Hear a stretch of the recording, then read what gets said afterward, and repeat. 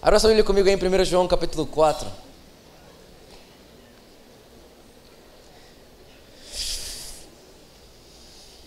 Eu estou realmente bem empolgado em como isso aqui vai terminar.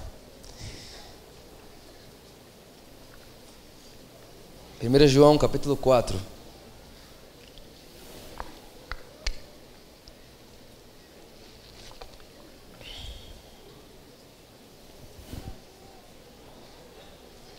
João capítulo 4, a gente vai ler os versículos 7, 8, 9 e 10. 1 João capítulo 4, versículo 7, diz assim: Amados, fala comigo assim, amados, amemo-nos uns aos outros. Não é só amados. Porque o amor é de Deus, e qualquer que a ama é nascido de Deus e conhece a Deus. Versículo 8: Aquele que não ama não conhece a Deus, porque Deus é amor. Deus tem amor, gente? Não, fala assim comigo, Deus não tem amor. Deus é amor. Certo? Nisso foi manifestado o amor de Deus para conosco. Por essa causa Deus enviou o seu Filho unigênito ao mundo, para que pudéssemos viver por meio dele. Verso 10. Nisso está o amor. Presta atenção no que diz aqui depois da vírgula.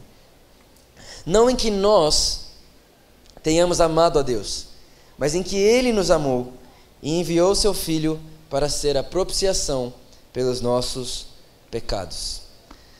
Olha para cá.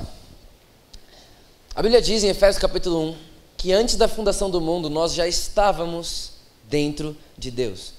Tudo bem? Te vi aqui. Nós já estávamos... Ela está da nossa igreja. Aqui hoje. Acho que ela deve gostar do pastor dela. A Bíblia diz então em Efésios capítulo 1 que antes da fundação do mundo, nós já estávamos em Deus. Eu e você, nós já estávamos dentro de Deus. Então Gênesis capítulo 1, versículo 1, você sabe o que diz lá? No princípio criou Deus os céus e a terra era sem forma e vazia, e trevas estavam sobre toda a face do abismo. E aí Deus chega na terra, e a Bíblia diz que quando Deus chega na terra, Ele encontra com trevas, e Ele diz, haja luz. E a Bíblia diz que quando Deus disse haja luz, houve luz. Deus disse haja e houve. Então Deus começa a fazer a separação da noite e do dia. Depois a Bíblia diz que Deus faz o firmamento, o céu e a terra. Depois a Bíblia vai dizer para mim e para você que Deus faz o mar. Depois Ele faz os animais. E você sabe, 1, 2, 3, 4, 5. E no sexto dia a Bíblia diz que Deus olha e diz assim: façamos nós, o homem, a nossa imagem e nossa semelhança. Façamos nós o homem, a nossa imagem e nossa semelhança. Então Deus pega o homem e põe o homem na terra, a sua imagem e sua semelhança. Mas o que me deixa muito, já me deixou, não me deixa mais, porque eu vou te explicar o porquê, muito intrigado, é que Deus coloca o homem na terra em Gênesis capítulo 1, mas Deus só chama o homem de ser vivente em Gênesis capítulo 2. Gênesis capítulo 1, versículo 26, a Bíblia diz que Deus faz o homem, mas só Gênesis capítulo 2, versículo 7, a Bíblia diz que o homem passa a viver. Gênesis capítulo 1, Deus põe o homem na terra. Gênesis capítulo 2, versículo 7, a Bíblia diz assim, então formou Deus o homem do pó da terra e soprou-lhes na sua narina, e então o homem passou a ser um ser vivente. Repara, Gênesis 2,7 diz que Deus então formou o homem e soprou-lhes em suas narinas. Se você for para o original desse texto, a Bíblia vai dizer que o que Deus soprou dentro do homem foi o kadosh, que é a mesma palavra lá em João capítulo 20, versículo 22, quando Jesus sopra sobre mim, sobre você, o Espírito Santo. Então significa que em Gênesis capítulo 2, versículo 7, Deus sopra o Espírito Santo dentro do homem. Então repara, Gênesis capítulo 1, Deus faz o homem, põe o homem na terra. O homem era um ser vivente? Não. Gênesis capítulo 2, Deus vem e sopra o Espírito Santo dentro do homem. E a Bíblia diz que o homem passou a viver. Gênesis capítulo 1, o homem existia. Gênesis capítulo 2, o homem passou a viver. Sabe o que significa para mim e para você? Que na ótica de Deus, uma pessoa sem o Espírito Santo não pode viver, ela só pode existir. Você pode existir sem o Espírito Santo, mas não tem como alguém viver sem o Espírito Santo. Tem alguém comigo aí? Deixa eu ver se consigo mostrar uma coisa. Olha só. Não deu. Consegui? Não. Não consegui. Eu ia desligar o microfone para fazer uma piada. Eu acho que não vale a pena, né? Deixa quieto. Mas tudo bem. Você não pode viver sem o Espírito Santo. A Bíblia é clara que o homem passou a viver depois de receber o Espírito Santo. Então vamos lá, presta atenção, você vai entender onde eu quero chegar. Gênesis capítulo 1, Deus faz o homem. Gênesis capítulo 2, Deus sopra o Espírito Santo dentro do homem. Gênesis capítulo 3, a Bíblia diz que o diabo começa a tentar Eva e dizer para ela: Eva, isso mesmo que Deus disse para você, que você não deve comer dessa árvore. E é verdade que Deus disse para você, Eva, que o dia que você comer, você vai morrer? É verdade isso? É sério isso? E a Bíblia diz que Eva começa a olhar para aquele fruto, para aquela árvore, e começa a desejar aquilo. Eva começou a desejar aquilo que o diabo estava oferecendo para ela. Aí olha o que acontece. O diabo olha para ela e fala assim: Eva, Deus disse para você que certamente você vai morrer, mas na verdade o medo de Deus é que você se torne como Ele. Porque se você comer, certamente você será como Deus. Só que peraí, Gênesis capítulo 1, versículo 26, a Bíblia diz que Deus fez o homem à sua imagem e sua semelhança. Repara, o diabo não estava oferecendo para Eva algo que ela não tinha. O diabo estava oferecendo para Eva algo que ela já tinha, ela só não sabia. Repara, o diabo ele não tem criatividade nem para criar uma tentação. O diabo sempre oferece para você algo que você já tem, mas não sabe. Quer ver só? Ele fala para você que ele pode te dar prazer, só que você já tem em Jesus, só não sabe. É verdade ou não é? Gente, pensa numa coisa que o diabo deve ter raiva de você. Sabe por quê? Ele errou um dia. Foi ou não foi? Ele errou uma vez. Uma vez ele quis ser mais que Deus. Ele errou uma vez. Foi expulso para sempre. Quantas vezes você já errou? E enquanto você erra, Deus te persegue. Pensa na raiva. Fala: Deus, eu só errei uma vez. Fui expulso para sempre. O Vitor errou quantas? E ele ainda prega. Deus, você é injusto. Não parece que é injustiça? Aí olha só. Gênesis capítulo 3, o diabo começa a tentar Eva, e você sabe da história. Eva vai e come da árvore que Deus tinha falado para não comer, e depois que ela come, ela dá para Adão, e Adão come também. Só que Gênesis capítulo 3, a Bíblia também diz que Deus vinha para a terra todos os dias, conversar com Adão e Eva. Então todo dia, na viração do dia, Deus vinha para a terra, sim ou não? Presta atenção, olha só. Dia 1, Deus veio? Sim. Dia 2, Deus veio? Sim. Dia 3, Deus veio? Sim. Dia 4, Deus veio? Sim. Vamos supor que do dia 4 para o dia 5, o homem pecou. Dia 5, Deus veio? Sim ou não? O dia que o homem pecou, Deus veio para a terra, sim ou não?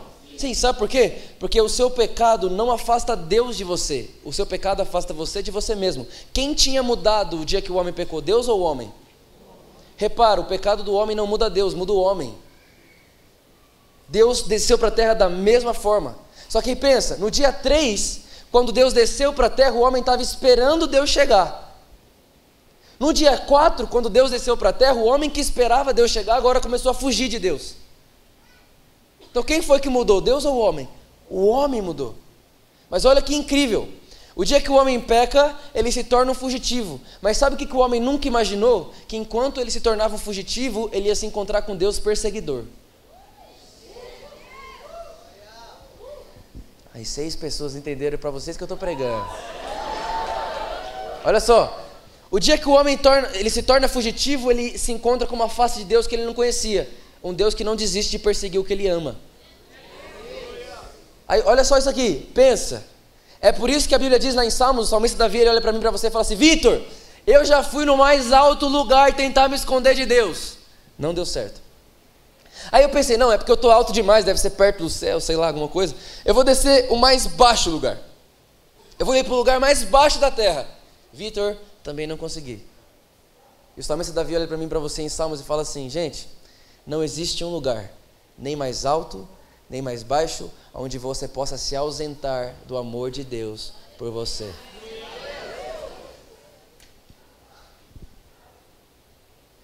Olha que coisa maravilhosa. O homem achou que ia fugir. Só que Deus tinha uma carta na manga, ele era perseguidor. Aí, olha só que legal. O homem começa a fugir de Deus e Deus começa a ir atrás do homem. Só que presta atenção. Romanos, a Bíblia diz para mim e para você que quem testifica no nosso espírito que nós somos filhos de Deus é o Espírito Santo, sim ou não?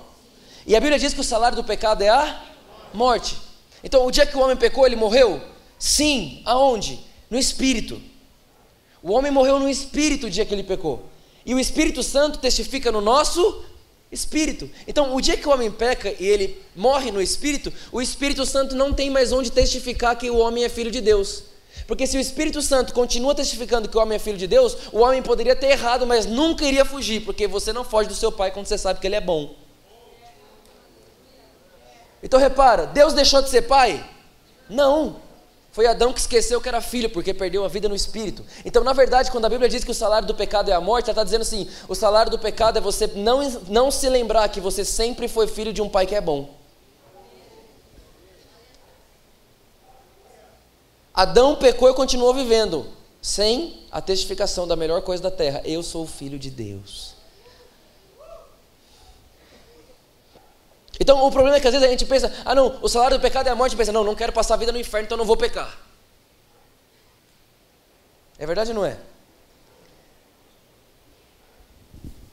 Não, eu não quero morrer e passar a eternidade no inferno, então me fala o que eu tenho que fazer para ir para o céu. Filho, você não tem nada para fazer, você nunca vai conseguir pagar com a sua performance aquilo que só a cruz pode te dar. Por mais perfeita que seja a sua performance, por mais incrível que seja ela não está de maneira alguma à altura de um passaporte para entrar num lugar que só entra gente santa.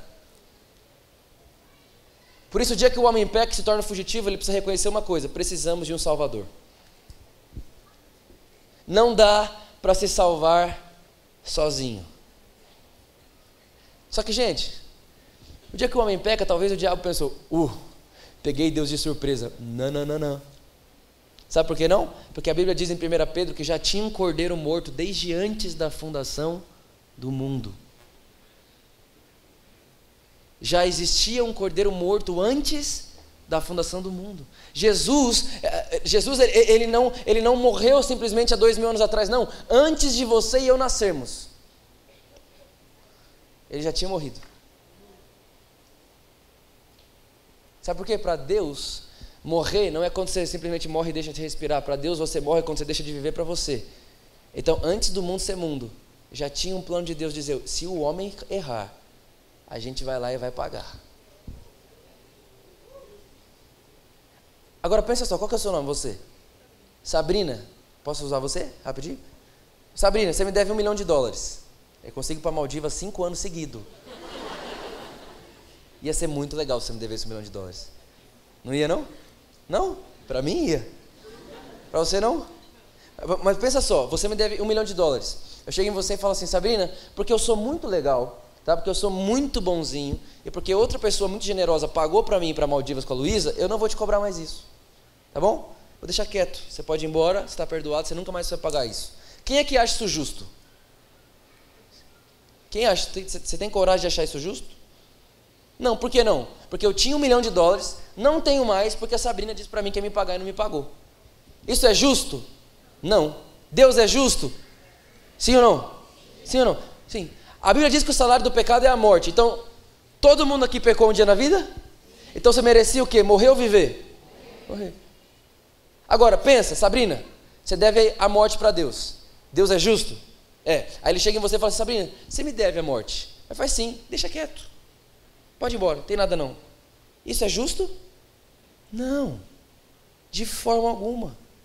Nós estávamos em dívida com Deus.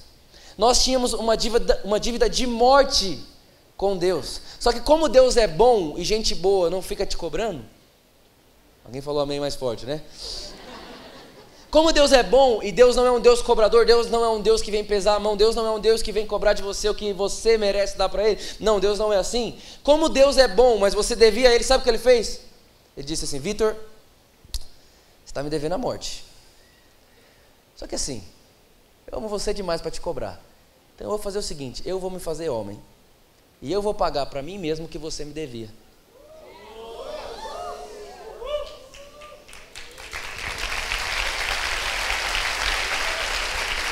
Então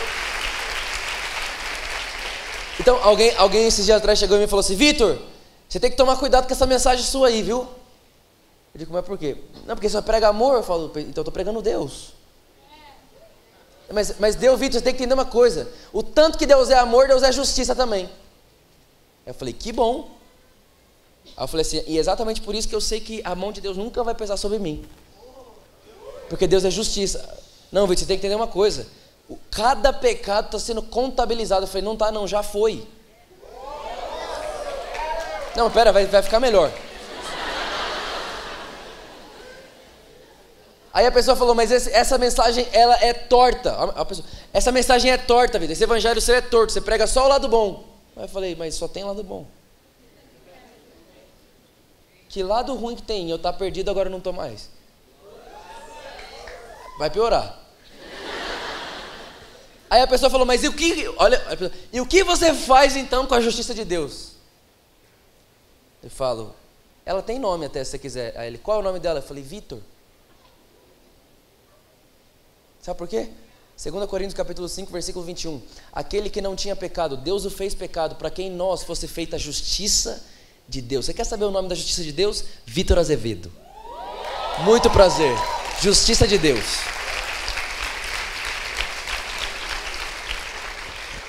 Vitor, o que você pirou? Presta atenção. Deus fez pecado aquele que não tinha pecado. Para quê? Para que em nós fosse feita a justiça de Deus. Eu tô querendo chegar num lugar com vocês aqui hoje. De verdade, isso aqui mudou a minha vida. Aquele que não tinha pecado, se fez pecado. Agora eu te pergunto, para que aquele que não tinha pecado morresse como pecador, ele precisou pecar? Então por que você acha, para você ser justo diante de Deus, você precisa de boas obras?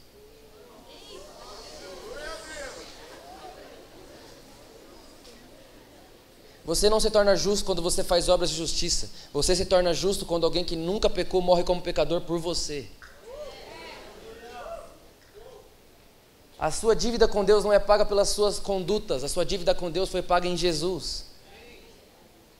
A Bíblia diz em Romanos capítulo 5, versículo 1: estou em paz com Deus, porque faz tudo certo. Estou em paz com Deus, porque tenho uma boa performance. Não, estou em paz com Deus, porque creio plenamente em Jesus Cristo.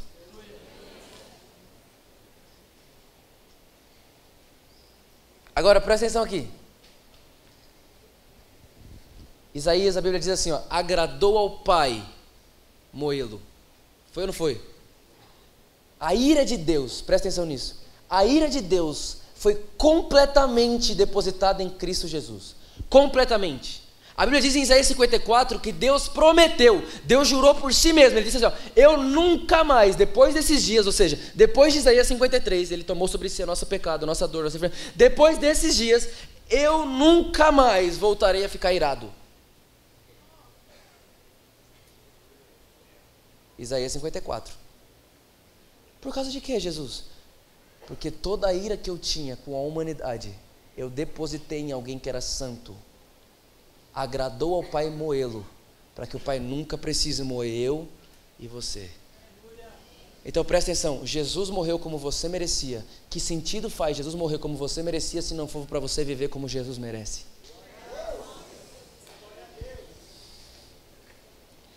Não, vou ter que falar de novo, porque eu acho que essa aqui, eu vou pregar para lá para cima aqui. Você de vermelho, presta atenção. Jesus morreu a morte que você merecia, para que você tivesse acesso à vida que Jesus merece. Eu pergunto para você, Jesus merecia morrer como enfermo? Você merecia? Óbvio. Jesus merecia morrer naquela cruz? Você merecia? Óbvio. Você merece vida plena e abundante? Não. Jesus merecia? Óbvio. Então repara, por que ele fala para mim e para você assim, olha, eu tomei sobre mim a sua enfermidade se for para mim viver enfermo? Por que Jesus olha para mim e fala, Vitor, o castigo que te traz a paz estava sobre mim se for para mim viver sem paz? Não faz sentido Jesus levar o castigo que traz a paz para mim, sobre ele, para mim viver sem paz. Não tem alguém aí? Então, olha para a pessoa que está do seu lado e fala, você já está mais bonita agora.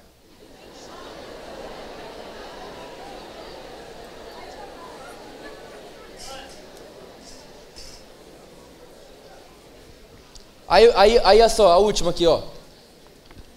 O cara falou assim, não, Vitor, mas você tem que tomar cuidado, porque assim, falaram pra mim, você tem que colocar uns espinhos na sua mensagem. Eu falei, mas põe espinho na mensagem? Como faz isso? Ele falou, não, Vitor, você tem que pôr uns espinhos na sua mensagem, porque se a ovelha quiser sair por falta de amor, ela fica pela dor.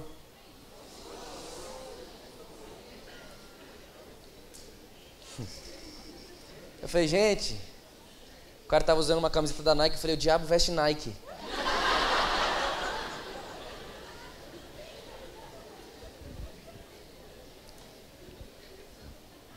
Não, Vitor, mas tem que tomar cuidado. É que esse evangelho aí, de Deus amar tanto assim, de não sei o que lá, isso aí vai levar o povo a pecar. Eu disse, não. O evangelho da graça, ele não tira a possibilidade do pecado. A graça tira a graça do pecado. E quando você conhece o evangelho da graça de Deus, você vai perceber uma coisa, que a vida é sem graça demais sem a graça, porque a graça na vida está na graça de Deus, que só Deus pode dar.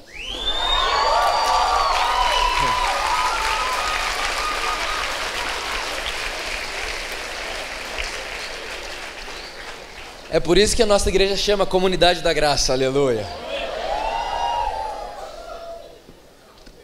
Tem alguém feliz ainda aí? Posso pregar mais?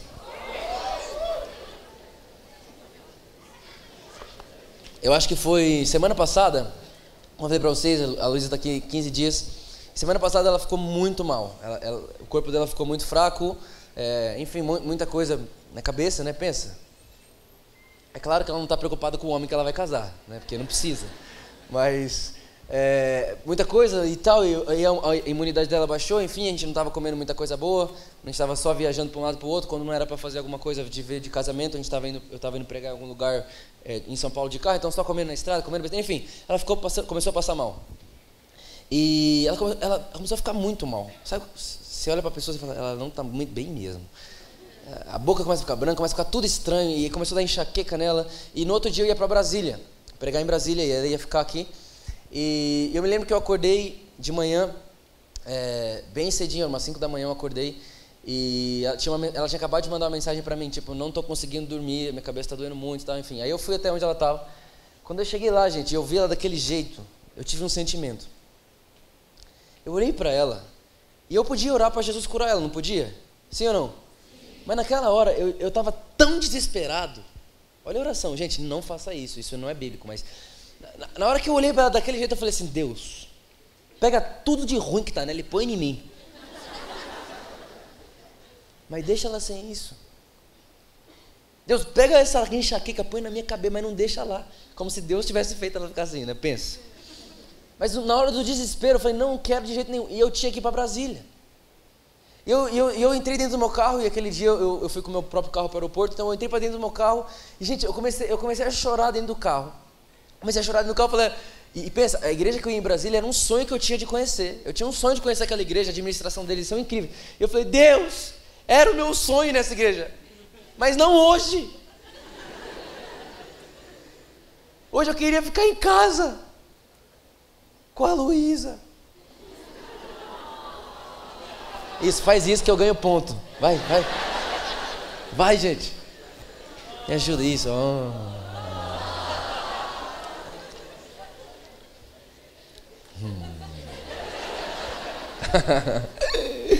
Aqui, ó. E eu fui, então, eu tava no carro, e de verdade, eu tava indignado. Como eu, noivo dela, tô saindo de casa, com ela mal daquele jeito. Alguém fala, Vitor, mas em primeiro lugar vem o ministério, é por isso que alguém se separou algum dia desses. Já deixei um recado no ar aí, não sei pra quem, mas deixei. Você tem que entender que Deus, quando começou o mundo, Ele não começou com ministério, Ele começou com casa. Esses dias atrás, eu vou fazer um parênteses, posso? Parênteses? Esse aqui é pra você que é casado ou quer casar. O diabo fica furioso mesmo. Vai falar de família e fica assim. Mas aqui, esses dias atrás eu estava lá pregando numa igreja, enfim, eu estava à tarde com um tempo com o pastor. Eu comecei a falar para ele o que eu pensava. Eu falei para ele, pastor, hoje em dia, o casamento, o homem e mulher na igreja está tão deturpado que, presta atenção, quando está lá o casalzinho, bonitinho, ele tem um filho, Nasce o filho, eles chegam na igreja assim, o dia que vocês tiverem um filho, vocês vão entender o amor de Deus. Quem aqui já ouviu alguém... O dia que o cara tem um filho, fala, agora eu entendi que Deus me ama. Só que você sabia que o nível maior de relacionamento de Deus e o homem não é pai e filho? Porque você nunca se torna um com seu filho, mas você se torna um com sua esposa. Então, o maior nível de Deus com o homem não é pai e filho, é homem e mulher. Mas está tão bagunçado, está tão manchado o relacionamento masculino e feminino, que a gente não encontra mais Deus aqui, a gente precisa encontrar Deus no algo fora. E eu comecei a falar isso para ele. E falei para ele, me desculpa, pastor, mas o senhor nunca vai ser um com seu filho. Mas o senhor já é um com sua esposa. Então, o lugar que mais você precisa experimentar o amor de Deus não é quando você olha para seus meninos, é quando você olha para sua mulher. Mulher, depois vocês me agradecem por isso, tá bom? E se você está namorando e não está acontecendo isso, já termina, melhor agora que depois, tá bom? Então, adeus pro fato do namoro, aleluia. Depois vocês avisam o pastor Guga lá que se ele precisar de uma pregação para terminar os namoros, eu tenho uma boa. Mas é boa mesmo. Ela é tão boa que eu terminei uma vez com a Luísa mesmo, agora eu voltei. Brincadeira. Não, brincadeira, isso é mentira. Não devia ter falado isso. Ela olhou para mim com uma cara não muito boa agora. Mas amém, olha só, continua. Perdi totalmente onde eu estava antes de entrar nesse parênteses. E eu percebi uma coisa aquele dia, que existe um sentido em você querer trocar de lugar com alguém que você ama desesperadamente. Alguém que você ama, você prefere trocar de lugar com ela do que ver ela mal? E se eu dissesse para você que Jesus não veio simplesmente levar você para o céu, mas ele veio trocar de lugar com você? Presta atenção nisso aqui, eu vou te mostrar isso agora. Um dia Jesus está pregando numa cidade.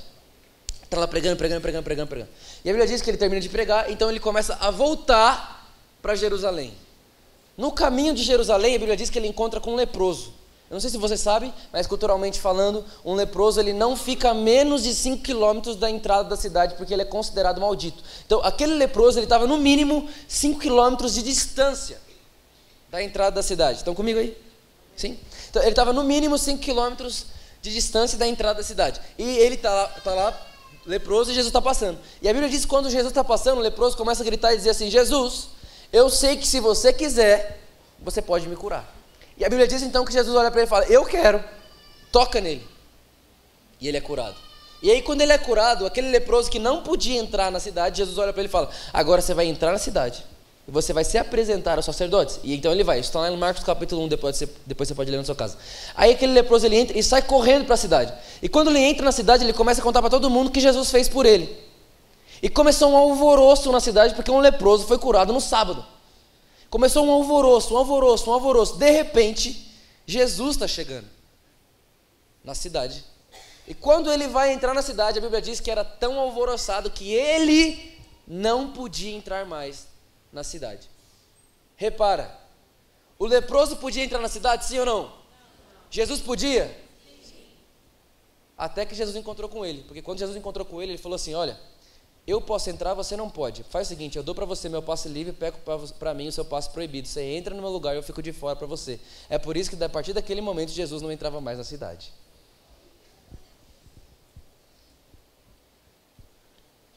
Só que não faz sentido nenhum Jesus ficar de fora e o leproso também. Estava voltando de Brasília dessa mesma viagem e aí deu um erro no avião. Na verdade, o pessoal da companhia foi trocar de avião, foi para um avião um pouco menor. E o meu amigo que foi comigo, que é um dos discípulos lá da igreja, ele tinha conseguido fazer o check-in dele, eu não. Então ele fez o dele, ele tinha vaga no voo, e a hora que eu cheguei para pegar a minha vaga, a mulher falou, acabou a vaga. Né? E na hora que ela falou, acabou a vaga, eu falei, Jesus amado, e a Luísa doente em casa. Eu falei, mas e que hora que você vai mandar embora? Era 5 da manhã o voo. Ela falou, só às 9. Eu falei, gente, só 9 da manhã, gente. E eu comecei a pensar, na Luísa, na hora o discípulo que está sendo bem discipulado, deve estar numa igreja boa, ele olhou e disse assim, e se eu der o meu lugar para ele? A mulher falou, se você der o seu lugar para ele, você fica de fora e ele entra. Aí eu falei, então tá bom, ele entra no meu lugar e eu fico de fora. Na hora eu falei... Ele é bem cabeludo, parece Jesus, sabe? A gente chama ele de Jesus lá na igreja. Eu falei, ai, Jesus trocando de lugar comigo de novo. E ele ficou de fora e eu entrei. Agora, gente, faz sentido eu olhar a porta do avião e falar assim, ai, eu tô entrando, mas o PH, o Jesus da nossa igreja ficou de fora. Eu acho que é injusto com ele eu entrar. E aí eu deixo a porta fechar e fico no saguão do avião e reparo, os dois ficou de fora. Faz sentido? E se eu dissesse para você que às vezes você não está sentando numa cadeira que Jesus deixou de sentar para você sentar? O dia que você aceita viver uma vida miserável, você acabou de sentar na cadeira que Jesus disse para você, não, eu sento aí por você.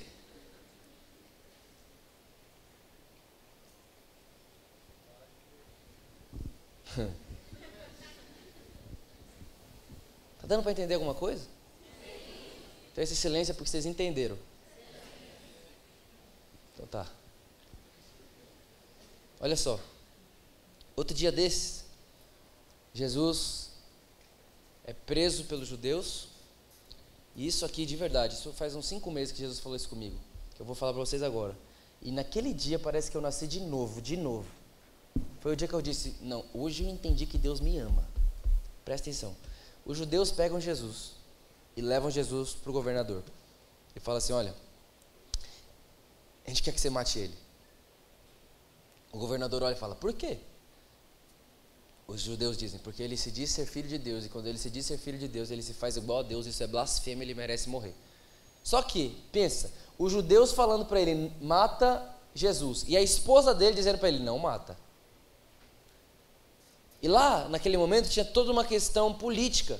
O governador era romano, o pessoal que trouxe Jesus era judeu, e tinha que haver uma paz entre os romanos e os judeus. Então repara, ele precisa atender os judeus para não ficar mal politicamente falando, e ele precisa atender a esposa dele porque quem é casado entendeu. Hora dessa eu entenderei também. Mas aqui, então ele está numa sinuca de bico. Se ele soltar, ele fica mal com o judeu. Se ele matar, ele fica mal em casa. Então ele precisa de uma solução. Fala comigo, uma solução. Olha que ideia brilhante que ele teve. Ele falou assim, já sei, eu vou dar um jeito de fazer com que os judeus soltem Jesus.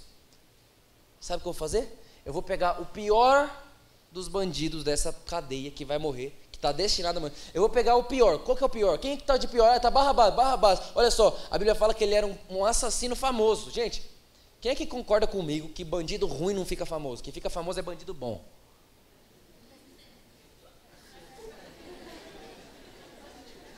Vocês entenderam o que eu quis dizer? Bandido ruim. Fala o nome de um bandido aí. Não sei o que. Esse cara é bom. Todo mundo inteiro conhece ele. Ele fez uma coisa péssima, mas ele é bom. Você entendeu? Então, gente, ele não era um bandidinho qualquer, de esquina. Ele era um cara conhecido. Ele era um cara conhecido pelos romanos, ele era um cara conhecido pelos judeus, ele era um bandido bom. É difícil até falar, né? Bandido bom. Sua religião não permite?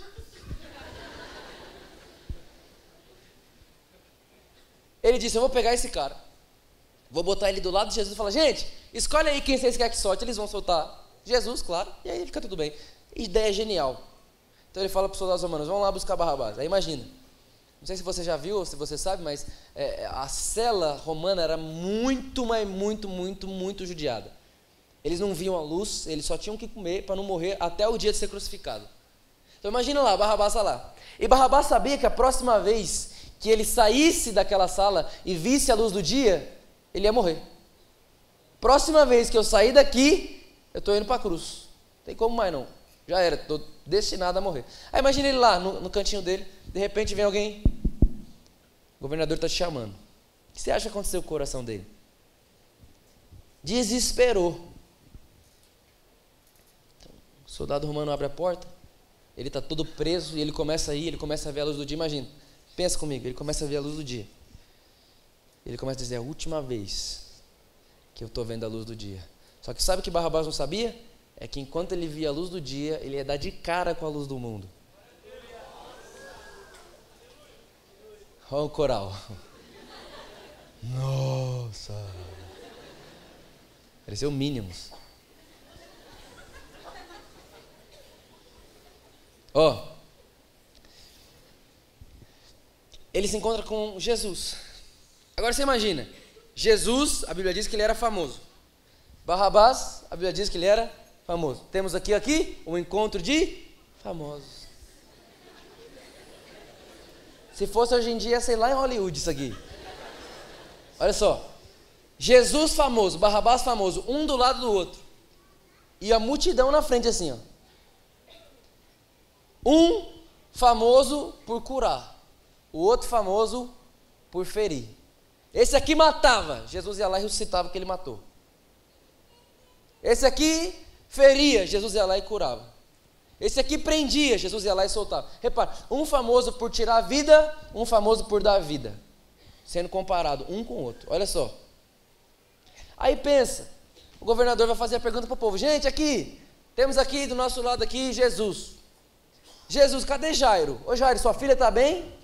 Ele ressuscitou ela, né? Que legal. Está bem demais, né? Cadê o cego mendigo Bartimeu que antes não me via e agora me vê? Jesus te curou, na verdade, olha que legal, hein? Cadê aquela mulher do fluxo de sangue? Parou de sangrar, parou. Ó, aqui Jesus. Está aqui, gente, Jesus. E está aqui, gente, ó aqui. Essa praga.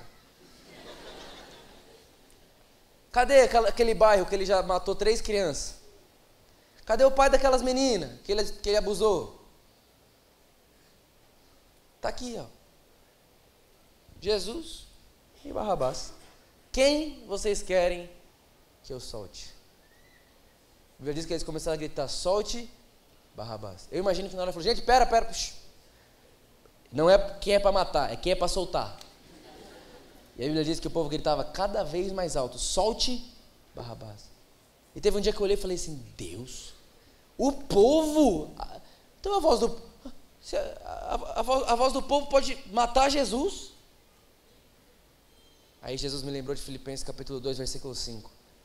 Tenham em vocês a mesma atitude que houve em Cristo Jesus, que mesmo sendo Deus, não usurpou o ser igual a Deus, algo que devia pegar-se. Antes, tomando forma de servo, humilhou-se a si mesmo e entregou-se à morte. Deixa eu te dar uma notícia aqui, ninguém prendeu Jesus, ninguém humilhou Jesus. Foi Jesus que se humilhou, foi Jesus que se entregou, porque ninguém pode matar alguém que nunca pecou, a não ser que se alguém que nunca pecou se escolha se entregar. Aí o povo começa a dizer, Barrabás, Barrabás, Barrabás, Barrabás, Barrabás. Agora imagina a cena, Jesus aqui, Jesus chegou solto, Barrabás estava preso. Tudo aquilo que estava em Barrabás, pensa só, tudo aquilo que estava em Barrabás, as correntes, tudo, começa a ser tirado e colocar em Jesus. Tudo aquilo que prendia Barrabás agora começa a prender Jesus. E repara, Jesus chegou solto, fica preso. Barrabás que estava preso fica livre quando Jesus chega. O que foi que aconteceu? Trocou de lugar. Um chegou vivo, o outro estava destinado a morrer. O que estava destinado a morrer agora está destinado a viver, e o que estava destinado a viver agora está destinado a morrer. Tudo aquilo que estava sobre Barrabás, agora está sobre Jesus. Jesus está dizendo assim, Barrabás, se para você tiver que sair dessa cadeia e viver, eu tenho que entrar nela e morrer, está feito. Só que agora você imagina a cabeça do governador. Eu soltei um assassino.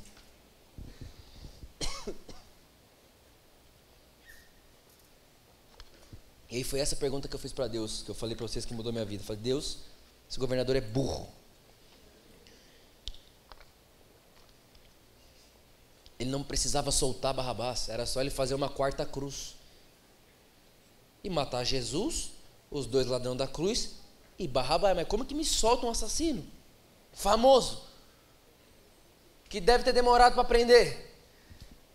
Aí eu falei assim, era só fazer uma outra cruz. Foi quando o Espírito Santo falou, Vitor, aí que está. Jesus não veio para uma cruz que era dele. Jesus precisava vir para a terra e pegar a cruz que era de alguém. Eu disse, eita.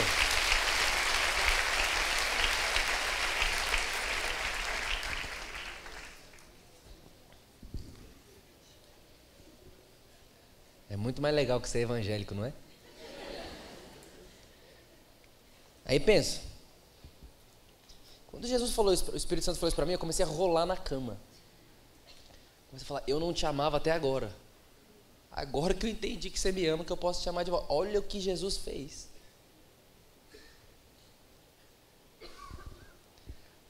Presta atenção nisso aqui. Aí alguém olha para mim e fala, Vitor, mas o próprio Jesus disse que quem não pegar a sua cruz, não negar a si mesmo e seguir. Tem que seguir Jesus, seguir Jesus é pesado. É difícil, meu filho. Quer entregar a vida para Jesus? Mas vai começar as provas, hein?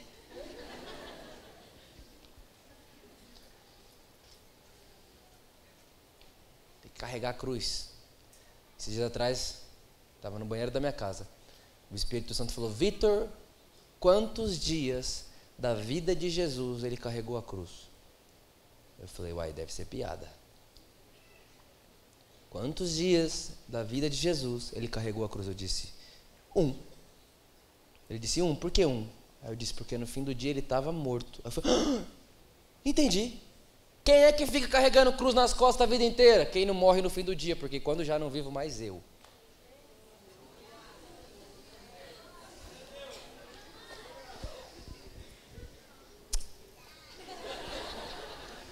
Tô com cruz nas costas não, gente.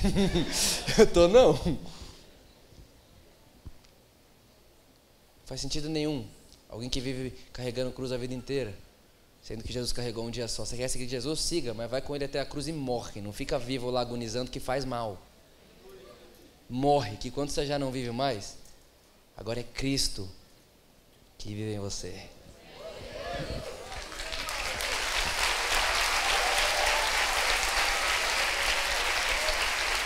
Ei, eu vou te dizer uma coisa aqui, ó. 1 João capítulo 4, que nós acabamos de ler, um pouco mais para frente, vai dizer assim, ó. Assim como ele é, nós somos. Não diz assim como ele foi, diz assim como ele é. E nesse exato momento Jesus não está com cruz nas costas, não. Se nós somos como ele é e não como ele foi, então significa que a gente não tem que olhar quem Jesus foi para sermos como ele foi. Nós temos que olhar para quem Jesus é, para sermos como ele é. Isso são boas notícias, se chama boas novas, se chama evangelho. Um dos pregadores que eu mais amei já ouvir aqui na nossa nação disse assim um dia, olha, o dia que você ouvir uma mensagem e pensa, é bom demais para ser verdade, então é o evangelho que você ouve. Estão comigo aí? Posso ir mais um pouco aqui? Posso? Disseram para mim que é para ouvir a voz do Espírito, ele está dizendo, continua. Aqui, ó. Depois que toda corrente que estava em Barrabás vai para Jesus, eles pegam uma coroa de espinho e vai colocar a coroa de espinho na cabeça de Jesus. Agora, deixa eu te contar uma coisa. Existe uma cultura dos reis que diz o seguinte, qual que é o seu nome? Você é corintiano? Então, próximo. Você é corintiano? Você é aqui, corintiano? Qual que é o seu nome? Marlon, você é corintiano. Eu preciso de você, olha só. Existe uma cultura dos reis que diz o seguinte, se o Marlon tem um reino e ele luta contra o meu reino, olha só isso, Marlon, corintiano, ele tem um reino, e ele luta contra o meu reino e ele ganha de mim, ele não só ganha todo o meu território, mas como quando ele ganhar de mim, eu tenho que pegar a minha coroa e pôr sobre a cabeça dele, dizendo para ele assim, Marlon, você não só ganhou meu território, mas agora eu sou o seu súdito, você é rei sobre mim. Então, se o Marlon ganha de mim, que é normal para ele, corintiano, está acostumado com isso, não tem novidade. Gente, aqui, respeito, né, Guga? Só um pouco de educação. Respeito ao atual campeão. Gente, esse púlpito é corintiano, dá para dar licença? Vocês sabem bem disso, vocês congregam aqui, congrega não? Então, quando o Marlon ganha de mim, ele não só ganha todo o meu território, como ele também ganha minha coroa. Repara, Gênesis capítulo 3, a Bíblia diz que o dia que o homem pecou, a terra produziu espinhos. Sim ou não? Sim. Quem é o rei do pecado? O diabo. Do que era feita a coroa? De espinhos. O que os soldados romanos não sabiam é que enquanto eles colocavam a coroa de espinhos na cabeça de Jesus, ele estava dizendo assim: Jesus, você nem foi para a cruz ainda, mas você já venceu o diabo e todas as suas obras. Não existe nada do diabo que vai vai ir contra aquilo que você está fazendo. Jesus, você nem foi lá, mas você já venceu, você já fez, você já conseguiu, você já é rei dos reis. Jesus, você já é o Senhor dos senhores. Jesus, você já venceu a morte. Jesus, a morte não tem poder contra a sua vida. Jesus, nada vai poder ir contra aquilo que você está para fazer. Você nem foi para a cruz ainda, mas você já é o maior vencedor que existe. Oh, Jesus! Eu pegaria essa mensagem o resto da minha vida. O Luca pregou na igreja ontem, a nossa igreja lá, e foi uma das mensagens mais incríveis que eu ouvi na minha vida. Eu não sei de onde ele tirou aquilo. Na verdade, enquanto eu ouvia, eu falava: Deus, era para ser minha essa mensagem. Foi realmente uma mensagem incrível. E sabe o que eu percebi? Que toda vez que alguém está pregando sobre a graça de Deus, quando a pessoa termina, você fala: não era para ter terminado, continua. Porque não existe nada mais gostoso do que você ouvir sobre um Deus que é gracioso, bondoso, amoroso e muito justo. Ele é tão justo que em vez de ele te perdoar por te amar, ele paga para ele mesmo o que você devia. Esse Deus não é gente não, né? O pastor amigo meu diz isso, fala: Vitor, esse Deus não é gente não, porque se fosse...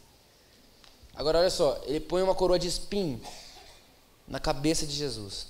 Vai piorar, posso ir um pouquinho mais? Amém. Você vai ver como vai ficar pior, olha só. Aí eles têm uma brilhante ideia, pastor, sabe qual é a ideia deles? Vamos açoitá-lo. Sabe o que é açoitar? É ferir o corpo. Se eu pedir um texto, vai aparecer na tela, vai? Parece? Você coloca para mim Hebreus, aí você é o cara, coloca para mim Hebreus capítulo 10, versículo 19. Então, a ideia deles: vamos pegar Jesus e vamos mandar açoitar, vamos mandar ferir o corpo de Jesus, vamos rasgar o corpo de Jesus. Presta atenção, Hebreus capítulo 10, versículo 19. Tendo, pois, irmãos, intrepidez, essa versão é Almeida, difícil, para entrar no Santo dos Santos, pelo sangue de Jesus, próximo, por um novo e vivo caminho que ele nos abriu por meio do véu, isto é, do seu... Você consegue ver que esse texto está dizendo para mim e para você que o véu é o corpo de Jesus? Você consegue ler isso aqui? Por meio do véu, isto é, do seu corpo, ou seja, por um novo e vivo caminho que ele nos abriu por meio do seu corpo. Então, o véu é o corpo de Jesus. Então, mais uma coisa que os soldados romanos não sabiam, é que quando eles mandaram açoitar Jesus, no dia que eles mandaram ir rasgar o corpo de Jesus, o dia que começaram a pegar aquelas chicotes e dar chicotada em Jesus, cada rasguinho no corpo de Jesus era um rasguinho no véu. Aí falava: não, bate mais. Isso, bate mesmo, porque o véu não rabeou ainda, bate. Pá, rasgava um pouquinho aqui. Não, bate mais. Isso, bate mesmo, que ainda não abriu, bate. Tá! É por isso que quando Jesus está na cruz, ele está de braços abertos naquela cruz. Ele olha e diz: está consumado. E quando ele diz está consumado, o véu do templo se rasga por completo. O que ele estava dizendo para mim, para você, de braço aberto naquela cruz? Isso aqui, ó. Vitor, se você tentasse entrar por aqui, você não ia conseguir. Se você tentasse entrar por aqui, você também não ia conseguir. Vitor, as suas boas obras não te levariam até onde você quer ir, que é o seu Pai. Vitor, jamais a sua autojustiça conseguiria te levar até lá. Então, já que você não consegue por aqui, você não ia conseguir por aqui, acontece o seguinte, Vitor: eu abro para você, no meu corpo, um novo e vivo caminho. Então olha aqui, Vitor, eu estou abrindo no meio do meu corpo, eu estou rasgando o meu corpo, porque se você não pode entrar por aqui, e você não pode entrar por aqui, escuta, Vitor, eu sou o caminho, a verdade e também sou a vida. E por mim, você pode ser chegar até seu Pai. Por mim, você pode ser chegar até seu Pai. E mais, E o mais incrível é que o texto diz, você pode entrar com ousadia, com confiança, com certeza absoluta. Certeza do quê? Certeza de que você não é condenado nesse lugar. Certeza do quê? Certeza de que em Cristo Jesus já não há mais condenação para mim. Então, quando eu entro diante do meu Pai, eu não preciso entrar de cabeça baixa como quem está com medo, não. Muito pelo contrário, eu entro muito feliz, sabendo que quem está do outro lado está me esperando chegar. Ele está me esperando chegar. Esse é o meu Pai.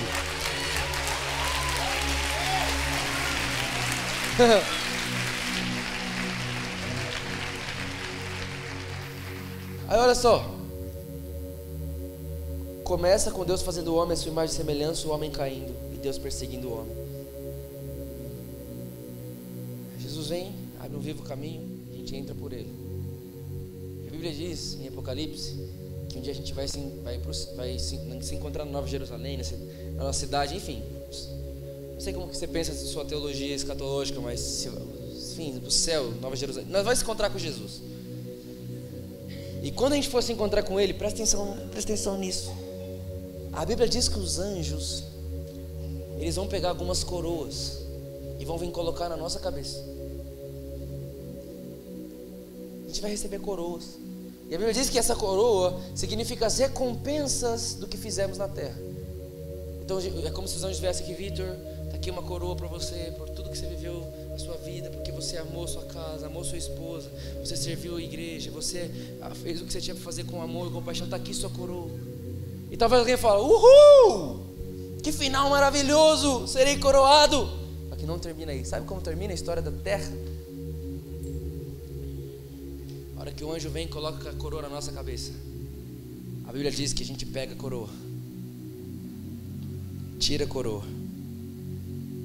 e taca a coroa aos pés de Jesus e começa a dizer uma coisa: essa coroa não é minha, porque eu nunca fiz nada para merecer ela. Quem fez a igreja não foi eu, foi Jesus. Quem trabalhou não foi eu, foi Jesus. Quem merece não sou eu, é Jesus. Então aqui, eu tiro minha coroa, eu lanço aos seus pés para te dizer uma coisa: Jesus, digno é você, merecedor é você, quem pode fazer é você. Mas aí eu consigo imaginar os anjos. Mas Vitor, isso é a recompensa? Minha recompensa?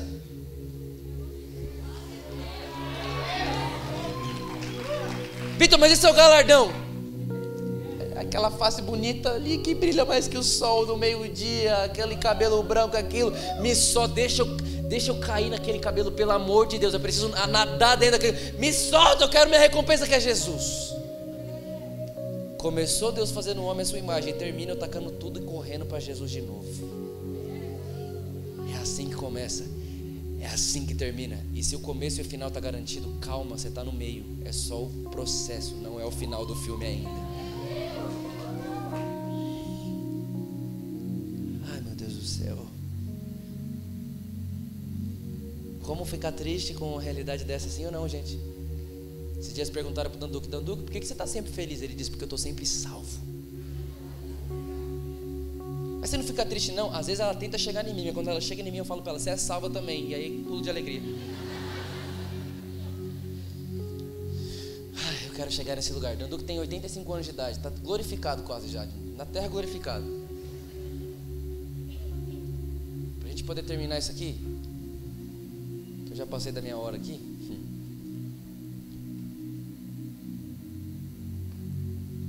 Duas coisas para falar, mas eu tenho que escolher uma. Já sei. Não, senão eu não volto. Acho que eu falo que falta uma, o pastor ele ouviu que falta uma, vocês ouviram também, e eu volto outro dia. Ó, presta bastante atenção nisso. Todo mundo aqui já ouviu falar ou já viu aquele lutador chamado Anderson Silva, sim ou não? Sim. Você lembra que teve uma época da vida dele que ele ganhava todas as lutas? Se eu não me engano foram 18, pensa. Anderson Silva, ele entrava no ringue, ele batia e apanhava, ele batia e ele apanhava, ele batia e ele apanhava, e no final ele era o vencedor, sim ou não? E depois chegava aquele juiz, levantava a mão dele e falava, você é o vencedor. Ótimo, muito legal. Só que a Bíblia não diz que nós somos vencedores, a Bíblia diz que nós somos... Tem algum vencedor aqui? Não. Nós somos mais. Fala mais.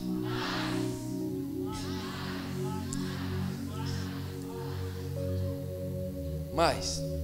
Agora olha, vou te mostrar quem é mais que vencedor na história do Anderson Silva. O Anderson Silva está dentro do ringue. Ele bate, ele apanha, ele bate, ele apanha. No final ele é vencedor. E não sei se você sabe, mas milhões e milhões e milhões de dólares caem na conta dele o dia que ele vence aquela luta. Sim ou não?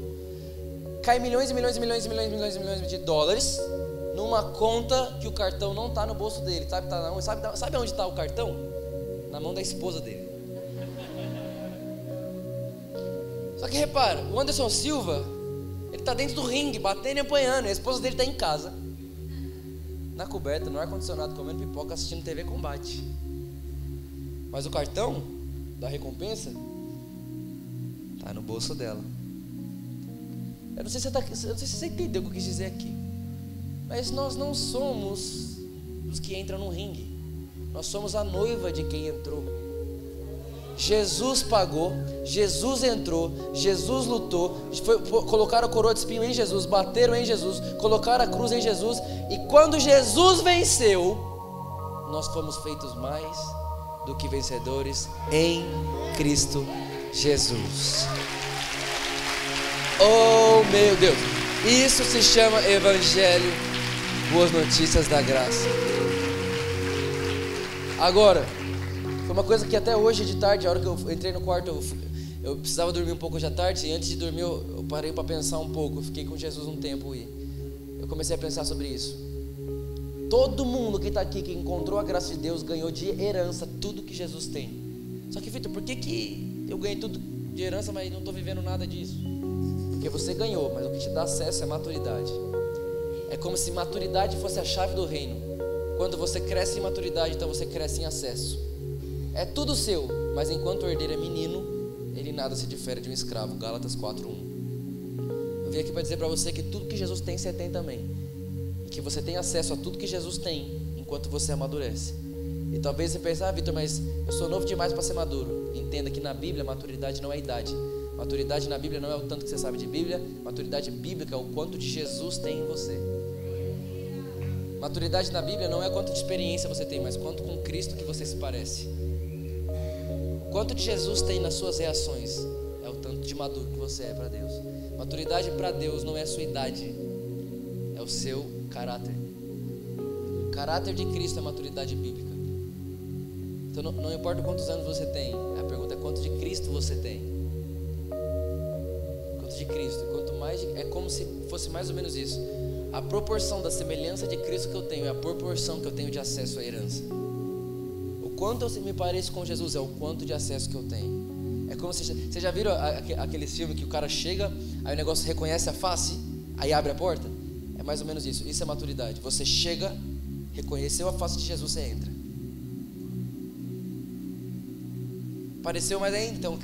Só que assim, aqui é mais fraquinho o reconhecimento. Ali, o reconhecimento é um pouco melhor. Ali vai ficando... O reconhecimento facial vai ficando melhor. Então, quanto mais de Cristo você vai tendo na sua face, mais lugares você vai tendo acesso. Mas eu te garanto uma coisa: não tem uma coisa no planeta Terra que seja de Jesus que você precisa conquistar. O Evangelho de Deus não é sobre aprender a conquistar, é sobre aprender a receber. Aleluia. Tem alguém feliz ainda? Fica de pé para a gente orar.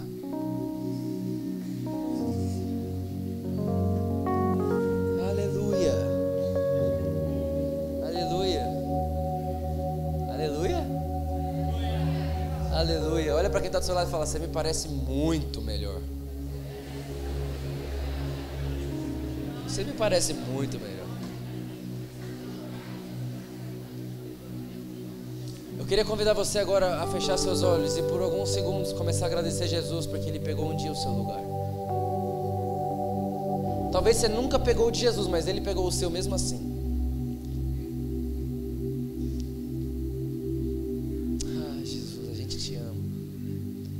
Só pode te amar porque o Senhor nos amou primeiro. E para a gente encerrar de vez, o texto que nós lemos, 1 João capítulo 4, a Bíblia diz assim: nisso consiste o amor, não em que nós tenhamos amado a Deus, mas que Deus seu Filho Jesus como propiciação pelo nosso pecado. Olhe para mim por mais um minuto. Quando você ia apresentar um sacrifício por causa do seu pecado, você chegava no sacerdote e falava assim: olha, eu quero apresentar um sacrifício por causa do meu pecado, e está aqui o animal. Seja uma pomba, depende da sua classe social, você levaria um tipo de animal. A hora que você colocava o animal em cima da mesa, o sacerdote não olhava mais para você. Sabe para onde ele olhava? Para o animal.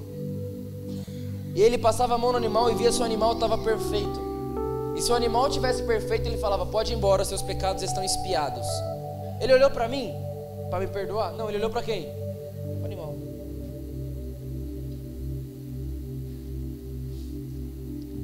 É por isso que a Bíblia diz que Jesus é o Cordeiro de Deus que tira o pecado do mundo. Porque quando nós chegamos na presença de Deus, a gente chega com um cordeiro na mão e a gente põe na mesa. Deus olha para o cordeiro. Não importa o que você fez ou deixou de fazer, não importa se você está parecendo perfeito ou não está, não importa quão longe você estava, Ele está olhando para o cordeiro. E enquanto Ele olha para o cordeiro, Ele fala: você está perdoado para sempre, por causa do cordeiro perfeito. Jesus é suficiente. Por isso eu quero orar por você que está aqui hoje. Você falar para mim: Vitor, eu preciso entregar a minha vida para Jesus. Eu preciso trocar de lugar com Jesus. Jesus pegou meu lugar, Vitor, mas eu estou vivendo no mesmo lugar. Eu não quero mais. Se você está aqui hoje à noite e você fala para mim: Vitor, eu quero mudar de vida para sempre. Talvez você está aqui, você é da igreja faz tempo, mas você fala: eu não carrego essa vida, eu não carrego a vida de Cristo, eu não carrego a vida que Cristo morreu para eu ter. Você fala: Vitor, eu quero para sempre, de uma vez por todas, ser transformado por aquilo que Jesus fez por mim naquela cruz. Se você é essa pessoa, nós queremos orar por você. Então, rapidamente, enquanto nós vamos estar adorando Jesus aqui, você vai sair do seu lugar e vai vir até aqui à frente. E nós queremos orar por você. E eu tenho certeza absolutíssima que a sua vida nunca mais será a mesma.